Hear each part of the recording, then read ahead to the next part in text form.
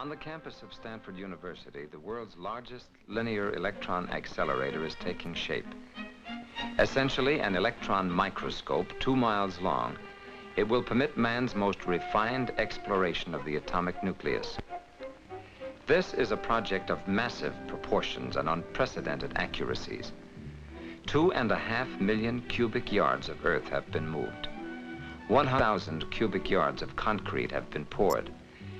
10,000 tons of steel bars are reinforcing the 2-mile-long structure, which will contain the basic component of the accelerator, a tube of pure copper, 4 inches in diameter, 10,000 feet long, and straight to within the thickness of a dime. This unique, complex accelerator structure is composed of 240 modular units, each 40 feet long, and their fabrication entails some of the most advanced processes ever developed. The basic segment, or module, consists of a 40-foot aluminum pipe, or girder, on which are mounted 4 aluminum support brackets, called strongbacks.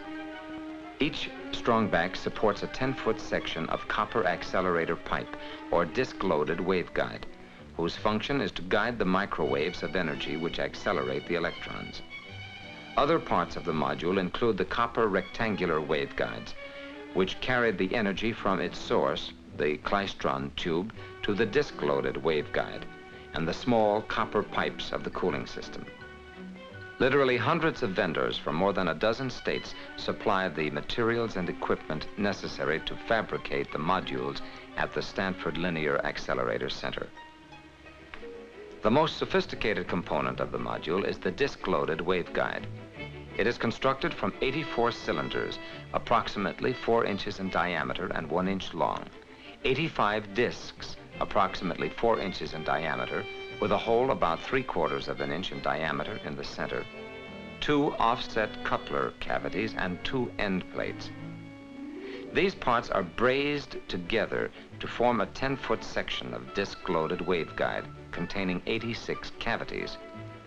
Its interior structure, manufactured to extremely small tolerances, enables high-power RF energy fed into the waveguide to accelerate electrons passing along the 10,000-foot length through the holes in the center of the discs. At each end of the 10-foot section is a separately brazed subassembly known as a coupler. These couplers not only couple together the 10-foot sections, they also have an opening or window to allow the bursts of energy to enter the waveguide at the beginning of each 10-foot section and depart it at the end of each section. Each 10-foot section functions as an independent unit in accelerating the electrons passing through it. Waveguides are conductors of electricity and must be made of highly conductive material. Nearly 2 million pounds of refined copper is being processed to eliminate virtually all impurities. This oxygen-free, high-conductivity copper is then formed into flat bar 1/4 of an inch thick, extruded pipe 4 inches in diameter, and other extruded pieces to form the rectangular waveguide and cooling systems. Fabrication takes place at the Stanford Linear Accelerator site. It begins with the rough finishing of copper cylinders and discs, which will make up the disc-loaded waveguide. 10 foot lengths of extruded round copper pipe are cut into cylinders approximately 1¼ inches long.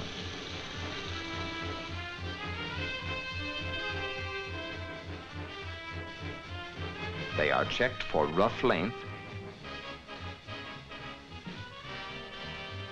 and deburred prior to machining.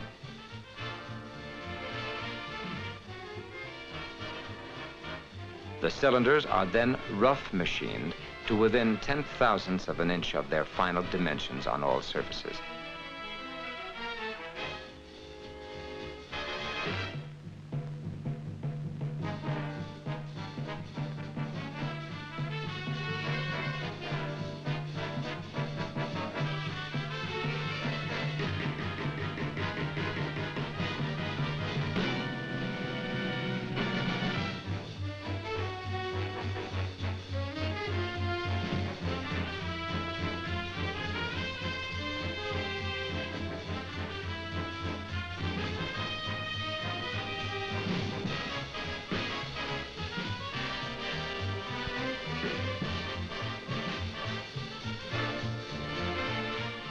Discs are machined from 10-foot lengths of flat copper bar. The copper must be handled with great care, even at this stage, to prevent the contamination of its surface by foreign impurities.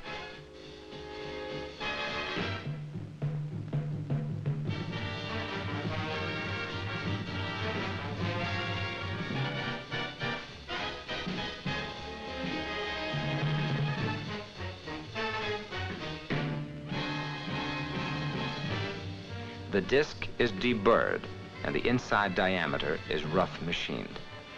Each of the 85 discs in the finished 10-foot section will have a hole of a slightly different diameter.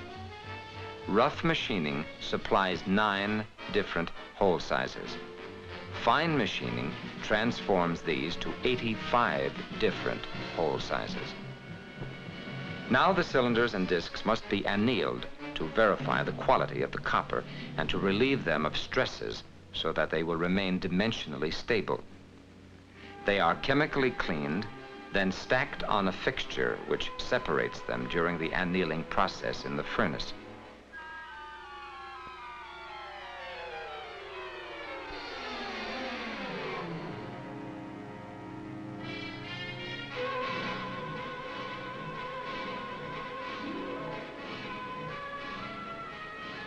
The fixture is fastened to the lid of a retort.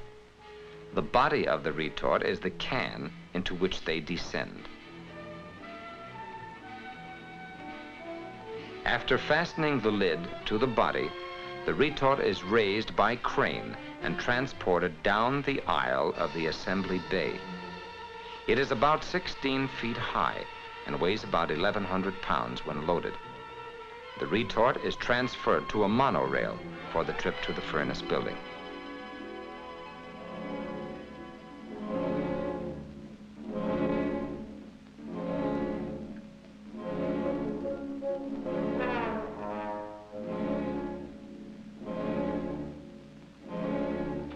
After the retort is lowered into a storage hole, it is purged, first with nitrogen to remove all oxygen, then with hydrogen.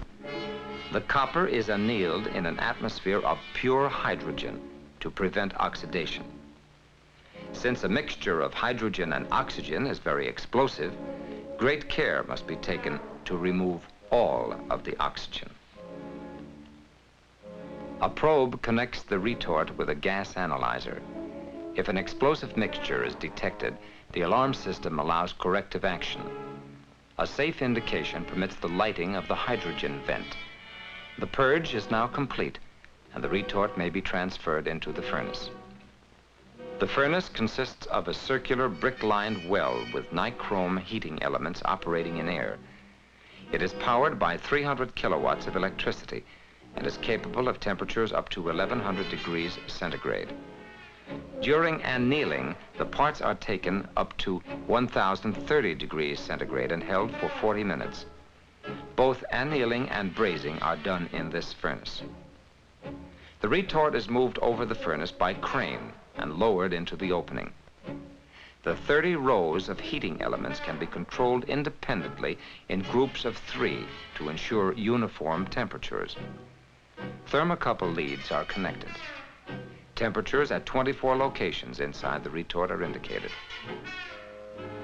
The doors form a heat shield as well as a safety barrier. During brazing, the vented hydrogen continues to burn.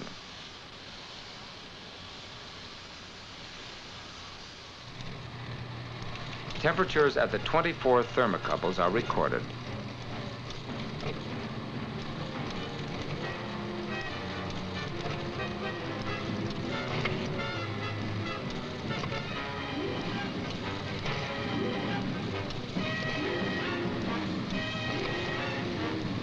It takes about 50 minutes to heat the 550 pounds of copper to 1,030 degrees centigrade.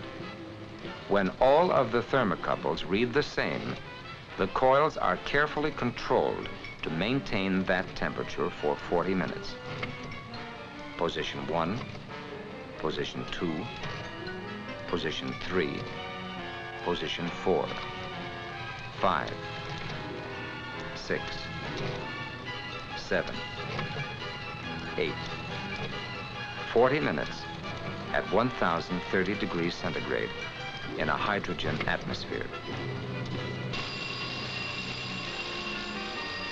The process is now complete.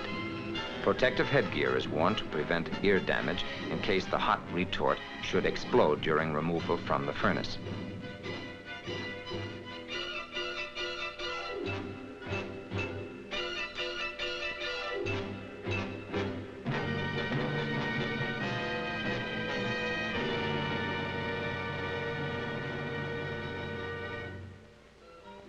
After annealing, the parts are removed from the retort and placed in baskets. They are now ready for finish machining. Even in the rough stage, the cylinders are numbered. Like the discs, each of the cylinders in the 10-foot length will be a different size. They have been rough finished into 7 sizes.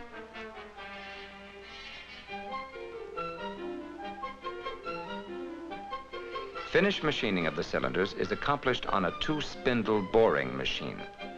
The rough cylinders are first put on the right spindle, where the outside diameter is machined. Then straddling tools come in to cut the desired width.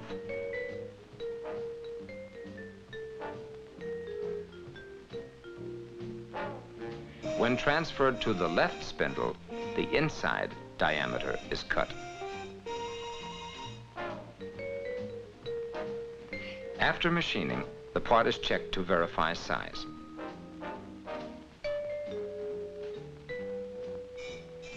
It is then deburred and the edges are blended in. Although this operation appears to be a coarse one, it only removes about 1/1,000,000th of an inch. The part is now degreased. From this point on, it must not be touched by bare hands. A fingerprint would deposit enough acid to etch the finely finished copper, making it unacceptable.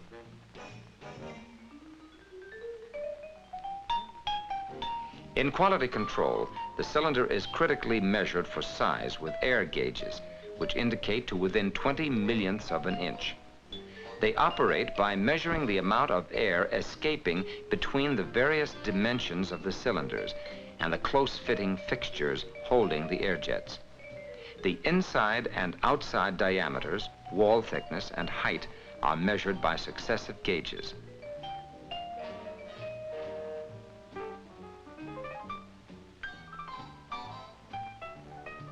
A profilometer checks the surface finish of both inside and outside diameters, which must be less than 16/1,000,000ths of an inch in roughness, nearly as smooth as glass. Each part is now numbered according to its final position in the 10-foot section. This is cylinder number 68 of a total of 84 cylinders. For economy reasons, 36 parts of each size are produced in a run. The finish machining of the discs starts with a bang. The copper is straightened to ensure flatness. Machining is done on a 2-spindle cam-operated boring machine. After surface facing and turning the outside diameter, the inside diameter is cut and its edge radiused to tolerances within 2/10,000ths of an inch. With the oil coolant turned off, the action of the bit can be seen more easily. The tools move in and out automatically, placing the curve first on the outer, then on the inner edge.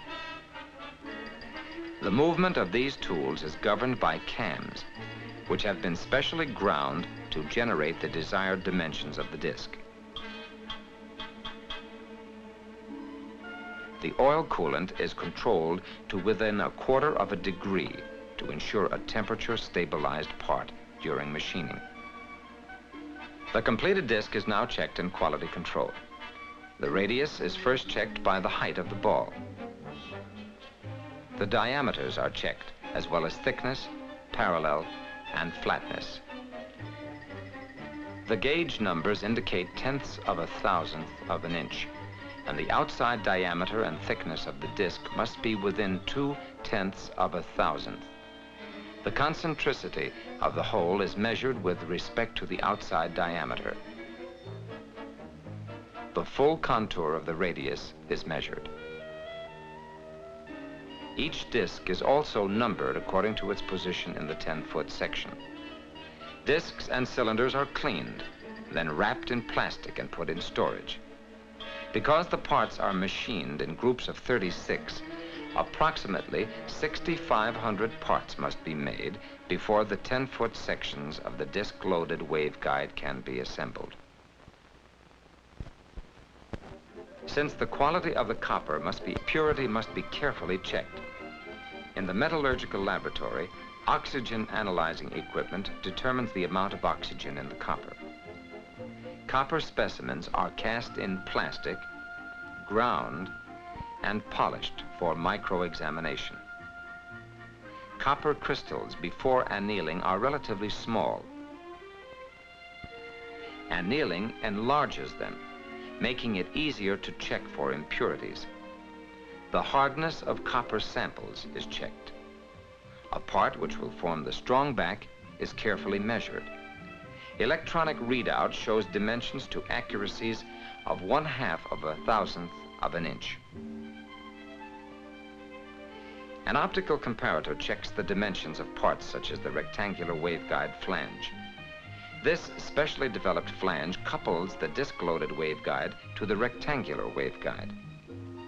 It uses an all-metal gasket and allows the rectangular waveguide feed system to be evacuated to 10 to the -8 inches of mercury, and at the same time pass 20 million watts peak power.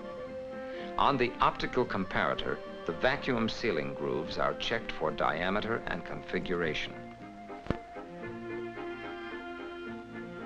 The 10-foot section is not assembled in one operation. First, 2 sub-assemblies are made: an input coupler with 6 cylinders, 7 discs, an offset cavity, and an end plate, and an output coupler with 5 cylinders, 6 discs, an offset cavity, and an end plate. The coupler is stacked in a granite V-block to ensure straightness. A shim of gold-copper brazing alloy is placed between each part. These shims will melt at about 1015 degrees centigrade, brazing the parts together into a single unit.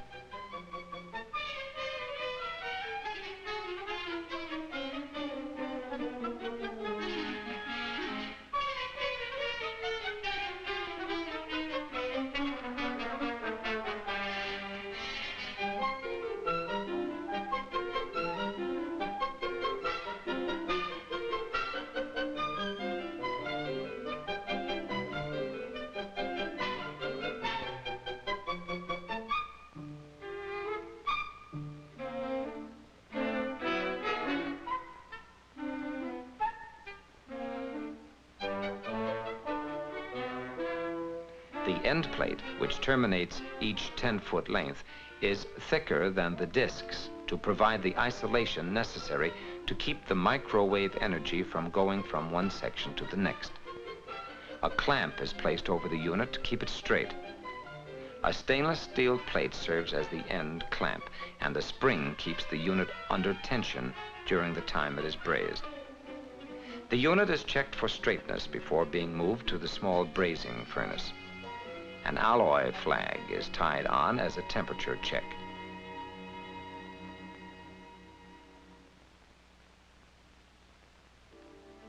Two units are brazed at one time. Connection flanges, which are welded together to connect the 10-foot sections on the girder assembly, are placed on with alloy to braze them to the coupler. Care must be taken to make sure the alloy does not run onto the surface of the flange and interfere with welding. The lid of the inner retort is put into place, as well as the lid of the outer retort.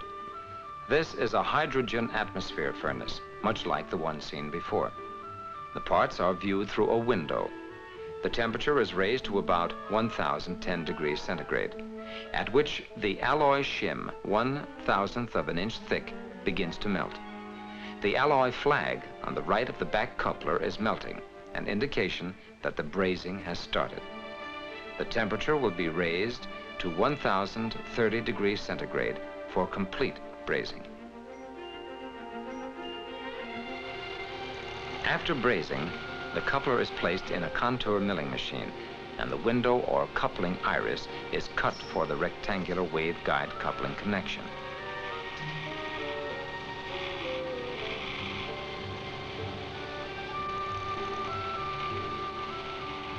The dimensions of this hole through which the energy will either enter or leave the 10-foot section must be accurate to within 5/10,000th of an inch. The tool follows a precision-made template to attain this accuracy. The rectangular waveguide connection is then brazed onto the coupler.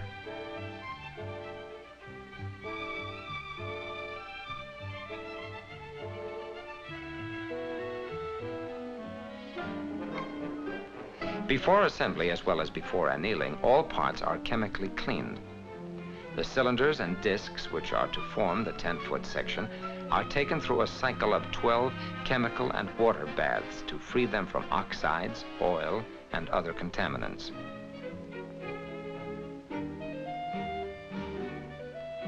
Emulsion cleaner, water rinse. Alkaline cleaner, water rinse. Bright dip,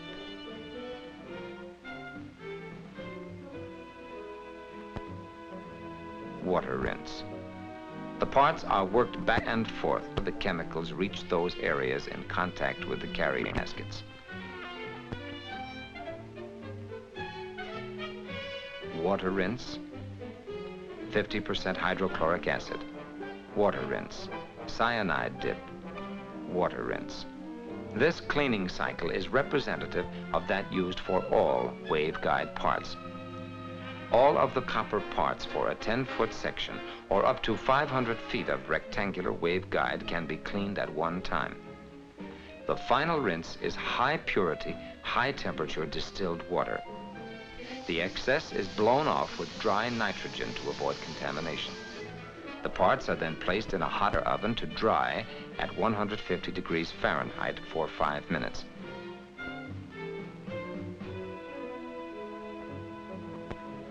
The finished cleaned parts are now ready to be loaded waveguide.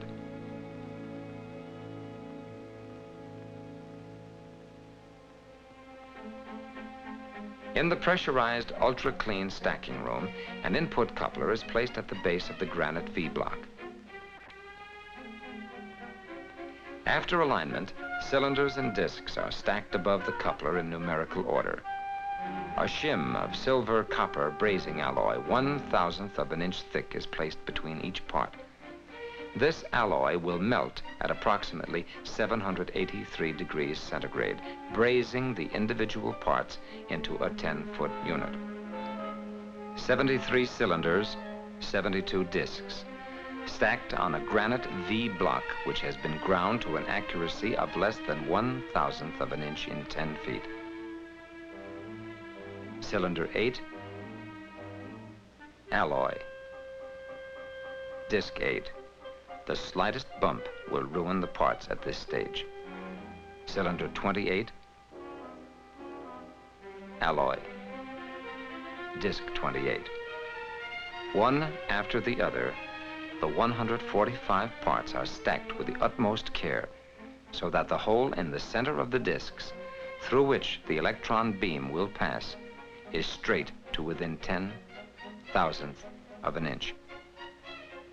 The output coupler is now put into place and aligned.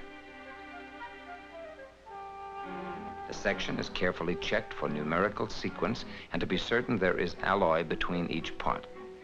The section is finally clamped to await brazing. The V-block is tilted hydraulically to the vertical position. A mandrel is lowered from its storage capsule in the ceiling down through the holes in the discs.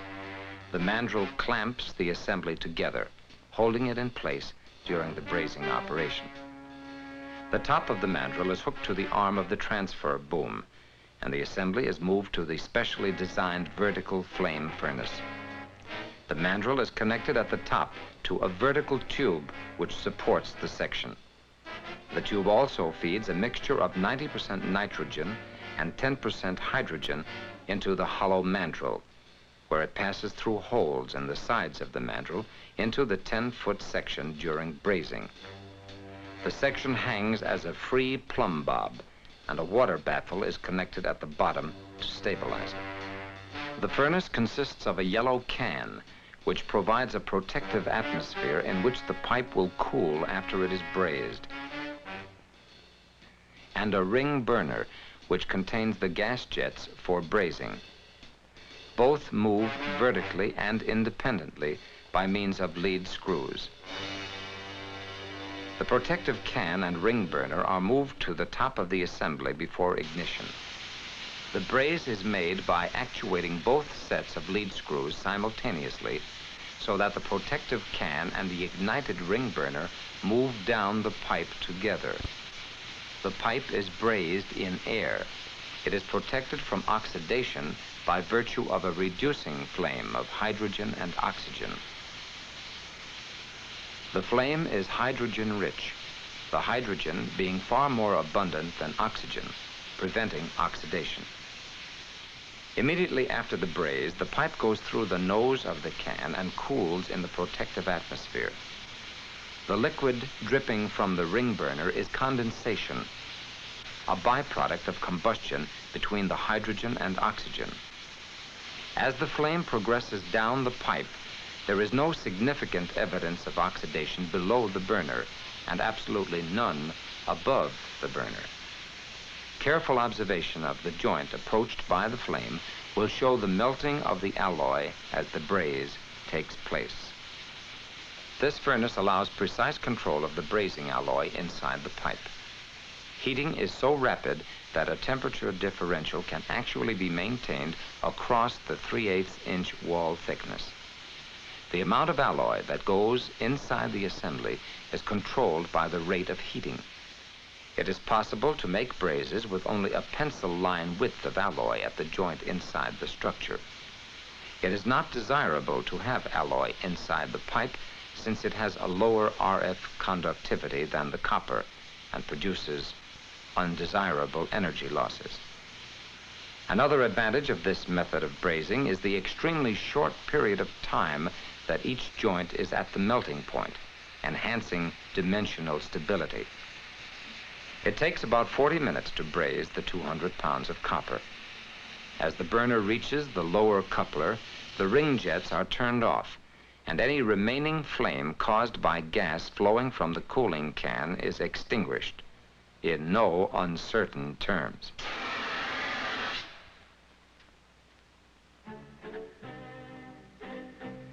Immediately after brazing, the sequence of the cylinders and discs is checked, as well as the quality of the braze.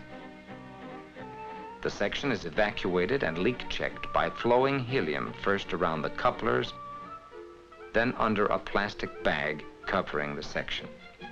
If there is a leak, helium will enter the waveguide and be detected by a mass spectrometer. The section is borescoped. Each of the 86 cavities is visually checked for imperfections and cleanliness. The pipe is now transferred to the water jacket assembly area. There has been a time lapse since brazing, so the surface is cleaned with ether. Thermocouple holes are drilled using acetone as a lubricant to keep the section oil-free. Strips of alloy have been previously spot welded to the cooling tubes. The tubes have been bent into a hairpin shape and clamped together in support rings. 2 5-foot sections of tubing are clamped together to form one half of the system. 2 other sections form the other half. They are connected with nickel-plated copper tees and held together by tie wires. Temporary hose clamps hold the assembly, while stainless steel tie wires are placed and tightened.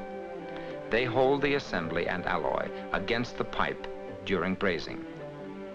Additional holes are drilled for thermocouple wires, which are inserted with alloy and will be brazed into the pipe at the same time the water jacket is brazed.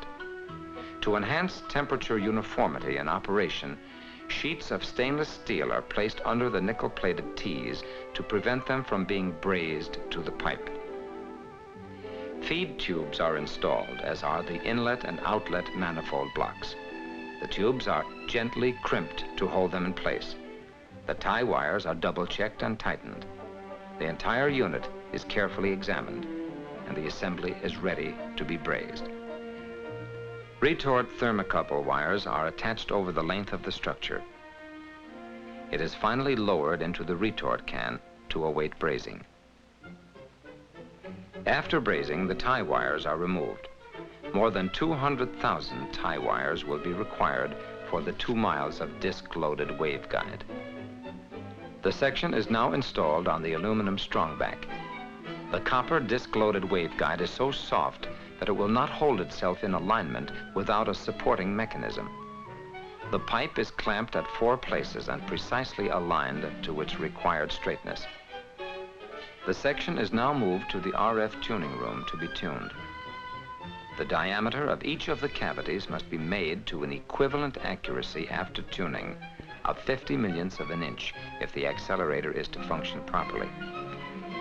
Since this order of accuracy is well beyond that economically feasible in machining, each cavity is constructed slightly larger than required and is compressed to the desired dimension. In the tuning room, the pipe is installed in a machine which makes the necessary microwave measurements and compresses the cavities. The top coupler is attached to a source of low-power microwave energy. A clamp precisely aligns the flanges. A vacuum system is connected to evacuate the waveguide. Distilled water is fed through the cooling system to maintain the pipe at the desired operating temperature of 113 degrees Fahrenheit. The cavities of the couplers have already been tuned by hand. Reference adjustments are made. The meter shows the difference in phase angle between what the cavity has and what it should have. Once the meter has been adjusted relative to the hand-tuned cavities, the remaining cavities can be tuned to the phase reference points. A carriage with 4 plungers shifts to the first untuned cavity. A shorting rod on the inside of the waveguide is positioned by stainless steel bands connected to the carriage. This rod allows the phase measurement of the cavities above the short. The tuning plungers are brought to the pipe.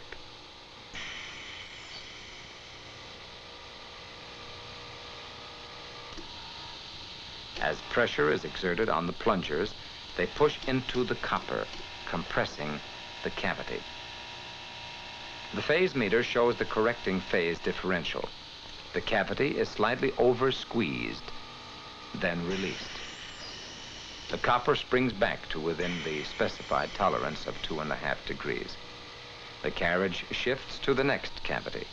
The plungers are brought in. Pressure is applied. The phase meter indicates the amount of correction. The pressure is released, and the cavity springs back to the desired size, and so on until all of the cavities have been tuned. The machine is now switched to automatic, and with the plungers removed, the phase angle of each cavity is automatically checked and plotted. This is an extremely critical operation. To make absolutely sure it has been done correctly, the pipe is transferred to the other side of the room and rechecked on another machine by another operator. The 10-foot section is borescoped to ensure that it is free from any foreign particles. The tuned waveguide is now subjected to high-power radio frequency testing, in which it is connected to the full power of a klystron tube. The waveguide is lowered into a concrete pit to isolate any spurious X-ray type radiation during initial processing. As the pipe is processed, this radiation diminishes. The flange on the input coupler is connected to the rectangular waveguide, which brings the energy from the klystron. Wires are connected to the thermocouples to measure the temperature during the test. The temperature must remain constant to within 1.5 degrees over the 10-foot length. Liquid nitrogen and a mechanical vacuum pump are used to obtain rough vacuum. The chamber lid is rolled into place. The lead-cased klystron is turned on, and the test begins. This is a measurement of the phase shift and attenuation as a function of the input power level. The oscilloscope shows klystron beam voltage and RF input, output, and reflected power. The temperature at 16 locations is measured, plus that of the water entering and leaving the cooling system. Power is indicated, and continuously recorded on a graph are input, output, and reflected power, input, output, and pump-out vacuum, phase readout, and input water temperature. When the test is over, the waveguide is filled with nitrogen at 5 pounds of pressure and sealed. The cooling system is purged with alcohol to remove all water, and the section is ready to be assembled onto the 40-foot girder. As was shown at the beginning of the film, the completed 40-foot module consists not only of the disc-loaded waveguide, but also of the rectangular waveguide, which carries the power from the klystron to the 10-foot sections. The rectangular waveguide arrives at the fabrication building and must be processed into units, some of which are approximately 38 feet long. First, the waveguide is cut to precision lengths. The ends are milled into male and female joints for assembly. Some sections of the rectangular waveguide bend to change the orientation from vertical to horizontal. Straight pieces must be given this bend without changing their inside dimensions. A special machine clamps the waveguide and bends it, while a flexible mandrel is retracted through the curve, keeping the inside dimensions constant. The interior is not scored, and the only alteration is the change in thickness of the inside and outside walls. Since the length of the rectangular waveguide must be constant, a cooling system is required. Cooling tubes are brazed in an operation similar to the brazing of the water jacket to the disc-loaded waveguide. Stainless steel clamps and tie wires hold the alloy against the waveguide. Other short sections are brazed to the stainless steel flanges, which will connect the rectangular waveguide to the assemblies in the accelerator housing and the klystron gallery. All of the various lengths of rectangular waveguide are brought together on the horizontal brazing table. The mobile brazing unit, similar to the vertical flame furnace, brazes each joint individually. Care must be taken to completely braze the joints, yet not get excessive alloy inside the waveguide.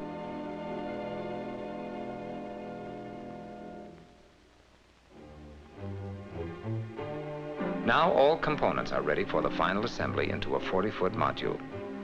The 40-foot aluminum girder has been delivered from the vendors. After a thorough inspection, the 4 10-foot sections of disc-loaded waveguide are placed in position, aligned, and secured.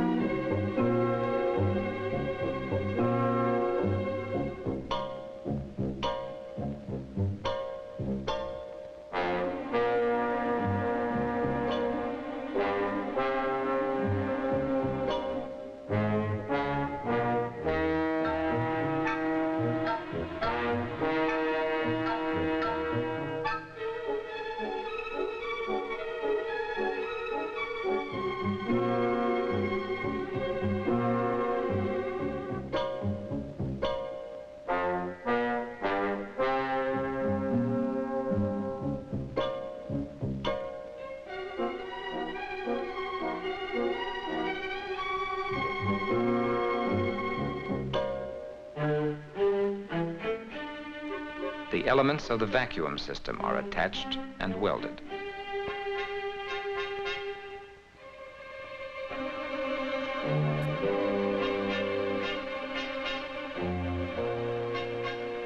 Finally, the rectangular waveguide is attached.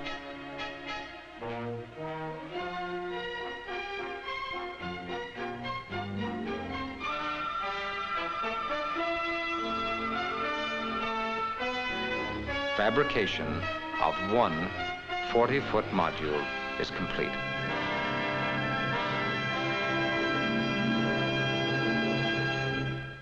There are only 239 to go.